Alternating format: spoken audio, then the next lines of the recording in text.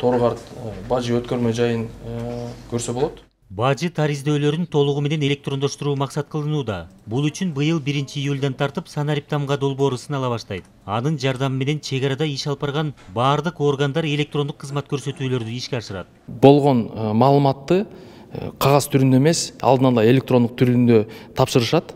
Андан кийин кыска мөөнөттүн ичинде тариздөөдөн өтүп бажы өткөрмө жайларынан өткөнгө мүмкүнчүлүк түзүлөт. Бул долбоордун ошол пилоттук тесттик версиясын ошол 1-июлдан баштап ошо ишке ашырууга биз бел байлап жатабыз.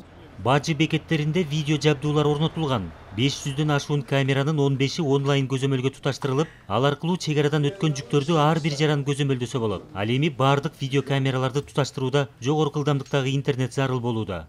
Камераны 1000 же 2000 адам бир маалда көрө турган болсо, бул дагы баягы интернет чубалгыларына, каналдарга дагы бир топ ресурстарын алып күч келтириши мүмкүн да. Ошол себеп башкысы. Бирок бул жаатта дагы биз азыр интернет провайдерлер менен сүйлөшүп, ошол менен биргеликте азыр Кыргызстандын ошол бардык аймактарына бат иштөөчү интернет жеткизилип, баягы була оптикалык каналдар өткөзүү менен байланыштуу биз дагы баягы өзүбүздүн интернет кубаттуулукту кеңейтип туруп, бул камералар албетте жылдын соңуна чейин санын дагы сапатын дагы көбөйткөнгө даярбыз.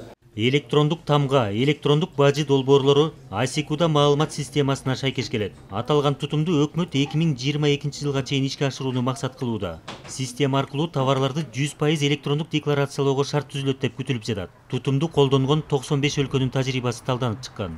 Калыгул Асанбаев, Азамат Кыдыр Токтоев, Ала Тоо 24.